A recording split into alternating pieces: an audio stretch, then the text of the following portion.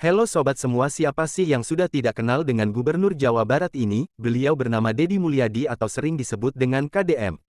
Dan Yang Shafura Othman atau yang sering dipanggil Rara, beliau adalah sosok muda anggota parlemen Malaysia. Ternyata menurut penglihatan saya mereka berdua mempunyai beberapa kesamaan sebagai abdi negara dan informasi yang saya lihat di beberapa platform bahwasanya beliau berdua sudah pernah sama-sama menikah 2 kali. Dan semoga juga payung putih ini berhasil mempersatukan mereka berdua. Oke, dan inilah kesamaan mereka dalam kehidupan bermasyarakat dan abdi negara. 1. Sama-sama peduli sosial kemanusiaan. Ternyata Rara ataupun Yang Shafura sering melakukan kegiatan sosial di masyarakat dan peduli lingkungan, yang disebut program Rumah Kasih Ketari. Semoga beliau tetap konsisten ya seperti Kang Deddy Mulyadi, agar masyarakat betul-betul merasakan kehadiran pemerintah dalam keseharian, dan memberi contoh agar masyarakat juga peduli dengan lingkungannya. Dan yang ini Kang Deddy Mulyadi yang sudah sedari dulu jauh sebelum beliau terkenal sudah sangat peduli dengan penataan lingkungan dan kehidupan rakyat. Bapak!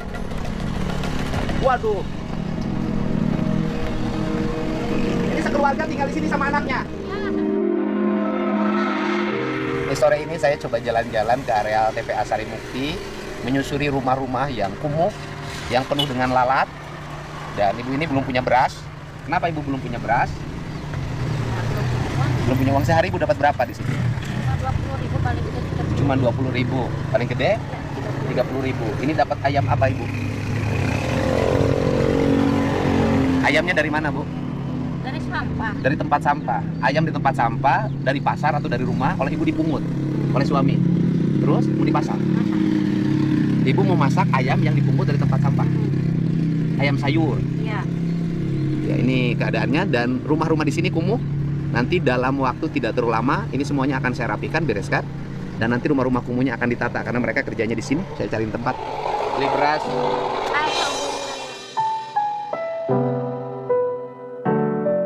Nanti ini bang, ini kan kumuh sekali nih. Mau saya tata ini. Iya.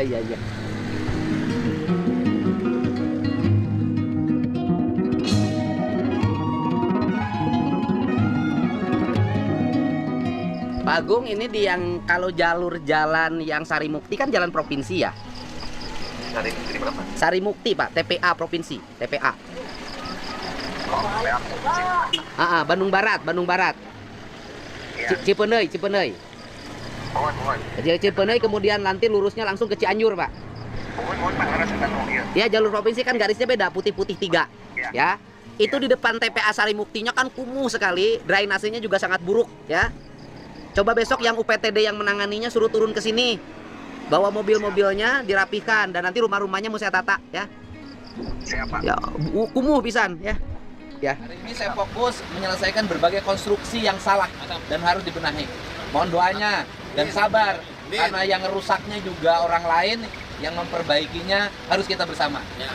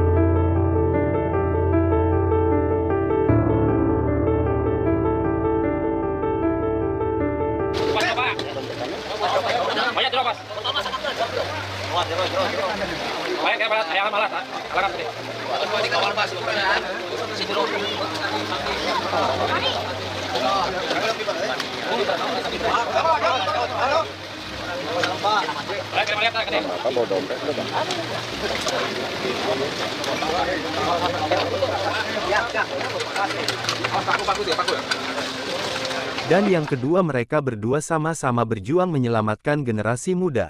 Rara, meskipun masih muda tetapi dengan tegas dalam parlemen menyampaikan gagasan dan kepeduliannya terhadap anak sekolah dan generasi muda Malaysia. Yuk kita simak video berikut ini. Assalamualaikum warahmatullahi wabarakatuh dan salam sejahtera, salam perpaduan, salam Malaysia Madani. Bawa bertenang semua, biar bukan bentung untuk berucap. Bercakap tentang masa depan negara, Tan Sri Speaker, kita wajib membincangkan pendidikan anak-anak kita. Pendidikan yang baik mestilah bermula daripada pemakanan yang seimbang. Namun begitu, negara kita berdepan dengan cabaran yang membimbangkan. Menurut Mesyuarat Majlis Sosial Negara, terdapat 5.6 juta kanak-kanak di Malaysia termasuk murid-murid sekolah rendah dan menengah berdepan dengan masalah kekurangan nutrisi. Masalah kekurangan nutrisi ini memberikan kesan yang buruk kepada tumbuh-seran fizikal kanak-kanak yang menjadikan kanak-kanak bantut serta menjejaskan perkembangan kognitif mereka. Masalah ini lebih memberi kesan kepada kanak-kanak miskin yang sama ada di bandar ataupun luar bandar. Oleh itu, kita perlu memperluaskan program pemakanan sihat melalui RMT kepada lebih ramai lagi pelajar-pelajar yang memerlukan melalui kempen dan memperluaskan kempen kepada ibu bapa agar dapat menyediakan makanan yang berkhasiat kepada anak-anak mereka. Ini kerana pemakanan yang sihat bukan semata-mata soal pendapatan, akan tetapi kurangnya pendedahan dan tidak dibudayakan di rumah. Seterusnya, saya juga ingin mendukung rancangan untuk mewajibkan prasekolah seawal usia 5 tahun bagi mendedahkan kanak-kanak kepada sesi pembelajaran lebih awal bagi perkembangan kognitif mereka. Walau bagaimanapun, kerajaan mestilah memastikan terdapat tadika kerajaan yang mencukupi bagi menampung keperluan kemasukan pelajar ini agar tidak membebankan pelajar miskin.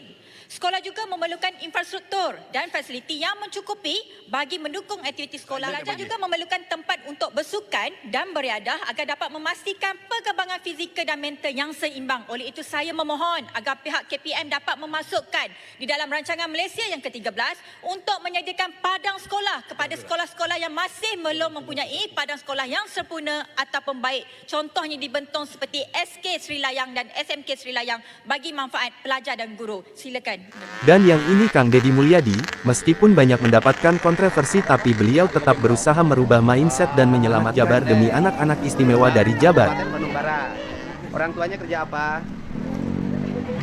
Nggak tahu. Iya, bapaknya ada nggak? Nggak ada. Kemana? Kerja. Kerja di? Kerja apa? Nggak tahu kerjanya apa. Pada merokok, ya, pulang sekolah nongkrong di sini.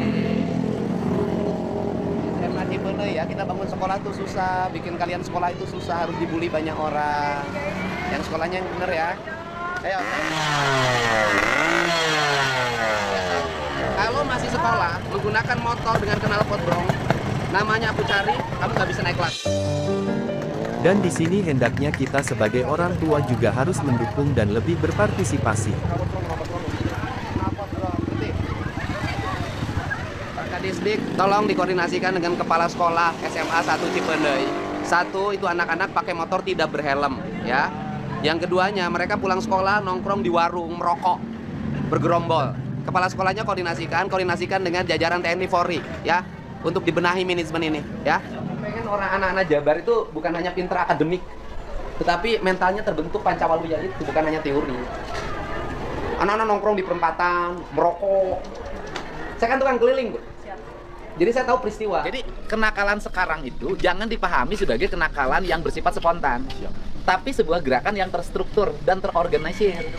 Jadi gangster itu ada gurunya, ada tutorialnya, dan mereka targetnya anak-anak di bawah 18 karena tahu menghindari sanksi pidana. Jadi bilang anak-anak itu kalau bilang visum itu cukup, itu kecil. Jadi nanti itu ya target ini 18 ini terkaitnya dengan judol. Nanti ada sport, nah supportingnya itu diantaranya jadi judol, supporting ininya. Dan ini kan terjadi untuk pelemahan generasi karena ini sistemik. Emang di kita mah nggak pernah memahami bahwa itu sistemik. Jadi lahan bisnis. Gila Pak, kan tawurannya tuh di ini live.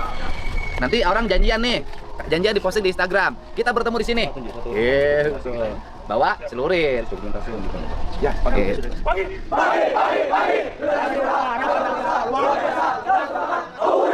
Tunjukkan padaku. Tunjukkan padaku. Siapakah kita? Kami bisa, kami bisa. Hurrah! Sambunyi. Yeah! Adakah merah putih di dadamu? Serius, Deddy Mulyadi itu nyebelin Gen Z. Kenapa? Perpisahan dilarang, studi tour dilarang, outing kelas dilarang, bikin foto kenangan dilarang. Kenapa saya melarang? Jawab. Kenapa saya melarang studi tour, melarang outing kelas, melarang perpisahan dengan biaya mahal? Kenapa? Kenapa? Ayo, siapa yang bisa jawab? Tidak semua orang tua mampu. Keren. Sekolah itu tujuannya apa? Pendidikan. Pendidikan itu apa? Mengerti. Makanya pendidikan itu pelajaran bagaimana setiap anak mengerti. Mengerti kecil, orang tuanya gelisah, anaknya pengen bisa jalan. Setelah bisa jalan, anaknya tidak jalan. Ke warung pakai motor. Tahu nggak apa yang akan terjadi terhadap generasi Indonesia kalau tidak dirubah? Tahu nggak? Saya tuh berpikir masa depan. Generasi kita kalah sama Tiongkok. Generasi kita kalah sama Jepang. Generasi kita kalah sama Korea Selatan. Generasi kita kalah sama Vietnam. Kebugaran anak Indonesia itu kalah. Dan anak Indonesia itu gangguan serangan penyakitnya sangat tinggi. Masih muda, sudah sakit. Sayang nggak hidup ini? Sayang. Punya istri cantik tapi lumpuh, sayang nggak? Sayang. Hidup pengen sehat kan? Iya, berjalanlah selama engkau masih bisa berjalan. Jalan tuh penting. Anak-anak di Jepang dulu ya, ke sekolah. Anak Indonesia. Jepang pembuat motor bukan? Iya kan? Produksi motor terbesar orang mana? Jepang. Pabrik motor terbesar orang mana? Jepang. Anu nganjuk motor terbesar? Gila itu. Konsumsi anak-anak muda sekarang, kalian ini pasti minum teh rata-rata minum anu kemasan. Heeh, urang nyako. Heeh, minumna eta kan bari lempang teh geringan. Terus kemudian jarang gerak. Akibatnya apa? Banyak yang usia muda udah gula, kemudian gagal ginjal. Jadi itulah kesamaan mereka menurut penglihatan saya. Gimana pendapat Anda? Silahkan tinggalkan komentar Anda di kolom komentar dan jangan lupa untuk like, share dan subscribe-nya. Terima kasih.